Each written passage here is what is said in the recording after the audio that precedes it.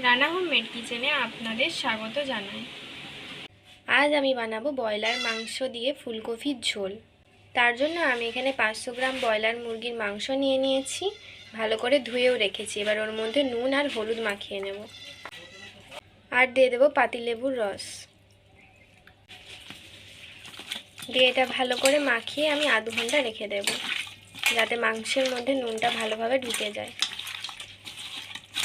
মাখানো হয়ে গেছে, আধ ঘন্টা হয়ে গেছে। আর এপাশে আমি একটি ফুলকপি আর 3টে আলু কেটে রেখেছি আর ধুয়েও রেখেছি। এবার ওর মধ্যে নুন মাখিয়ে নেব।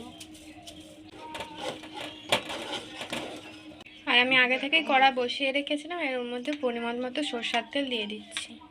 তেলটা গরম হয়ে গেছে, এবার আলুগুলো ভেজে নেব।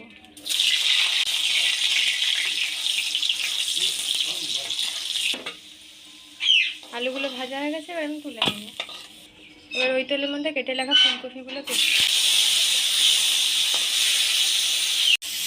ফুলকপিগুলো ভাজা হয়ে গেছে, এবার আমি তুলে নেব। এবার ওই তেলের মধ্যে একটি তেজপাতা, অল্প পরিমাণে চিনি, আর আমি আগে থেকেই 2টো এলাচ আর 2টো লবঙ্গ আর একটি দালচিনিকে থেতো করে রেখেছিলাম, ওর মধ্যে দিয়ে দেব। আর আমি আগে থেকেই পেঁয়াজ কুচিয়ে রেখেছিলাম, ওর মধ্যে দিয়ে দেব। পেঁয়াজের পরিমাণটা আছে 150 গ্রাম। পেঁয়াজগুলো হালকা বাদামি টাইপের ভেজে নেব। এবার ওর মধ্যে কুচিয়ে রাখা টমেটো দিয়ে দেবো। পেঁয়াজগুলো হালকা ভাজা হয়ে গেছে, এবার ওর মধ্যে 1 চামচ হলুদ গুঁড়ো, 1 চামচ লঙ্কার গুঁড়ো, আমি এখানে 1 চামচ ব্যবহার করছি, আপনারা যে যেরকম ঝাল খাবেন তেমন ব্যবহার করবেন। দিয়ে হালকা নেড়ে নেব। হালকা নেড়ে নিয়েছি, দিয়ে এবার অল্প একটু জল দিয়ে দেবো। আর দিয়ে দেবো 2 চামচ রসুন বাটা, দিয়ে ওটাকে ভালো করে ওর সাথে মিশিয়ে নেব। হালকা নেড়ে নেওয়ার পর আমি ওর মধ্যে দিয়ে দেবো 2 চামচ মতো আদা বাটা, দিয়ে ভালো করে কষিয়ে নেব।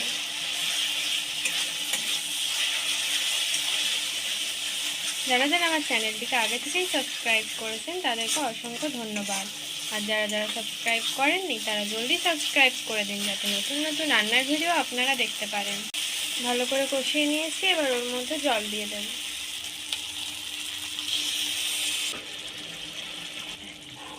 এবার ওর মধ্যে 1 চামচ মতো জিরে গুঁড়ো দিয়ে দেব, আর একটু নেড়ে। কষানো হয়ে গেছে, আর আমি আগে থেকেই যে মাংসটার আধ ঘন্টা মতো ঢাকা দিয়ে রেখেছিলাম, ওর মধ্যে থেকে জল বেরিয়ে, সেই জলটা কিন্তু আমি মাংসতে দেব না, এটা দিলে গন্ধ ছাড়ে আর খেতেও ভালো লাগে না। এবার মাংসটা আমি ছেঁকে ছেঁকে ওর মধ্যে দিয়ে দেব, ভালো করে কষিয়ে নেব।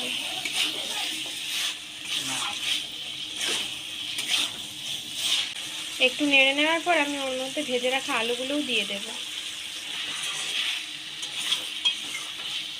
এবার ওর মধ্যে ভেজে রাখা ফুলকপিগুলো দিয়ে দেব, একটু নেড়ে নেব। এবার জল দিয়ে দেব।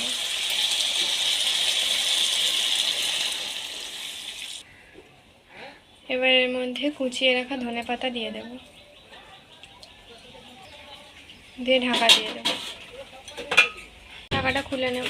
আমার এই ফুলকপি দিয়ে মাংসের ঝোল রেসিপিটা যদি আপনাদের ভালো লেগে থাকে তাহলে সাবস্ক্রাইব করুন আমাদের চ্যানেলটি, যাতে পরের ভিডিওর জন্য নোটিফিকেশান আপনারা পান। আমার মাংসের ঝোল তৈরি, এবার আমি নামিয়ে নেব।